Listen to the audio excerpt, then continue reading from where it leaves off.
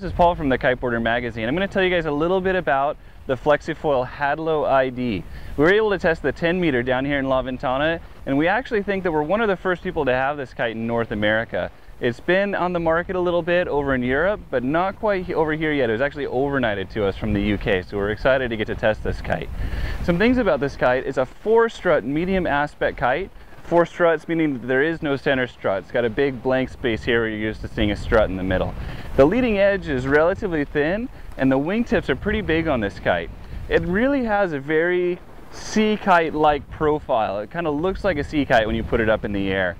It's very stable in the air, has a very direct feeling when you're flying it, when you're turning it. It's also a very powerful kite. It has a great low end range and generates a lot of power. The bar pressure on this kite is in the medium range. Some pros on the Flexifoil Hadlow ID: the sea kite feel. It really kind of has a feel similar to a sea kite, flies similar to a sea kite, and if you like that, you'll like that about this kite. If you don't like that, you probably won't like it. Some other good pros with this kite: good jumping performance, really nice kite to jump on, and also that low end power is another really good pro for this kite. Some cons about this kite: it's relatively difficult to relaunch. By our guess, it's those big wingtips. They seem to catch a lot of water when you're going back up.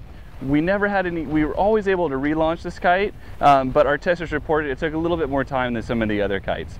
Another con about this kite: it's definitely not for everybody. It's for people that kind of like a sea kite and want that sea kite feel. Another con with this kite is a few issues with the bar system, which we're going to talk about next. So this is the bar that you use with the Flexifoil Hadlow ID.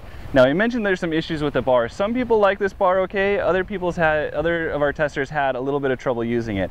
The biggest problem we found with the bar is how long the distance is here from where your harness hooks onto to the bar. It's very long, and this makes it tough for people with short arms to use. People with long arms can use it okay, but if you don't want this much space between your harness hook and the bar, you're going to have trouble using this bar.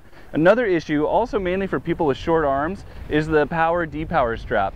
Especially the depower. Once you have this kite depowered, to power it back up is very, very difficult. Even if you have long arms, it's very difficult to reach that strap to power the kite back up.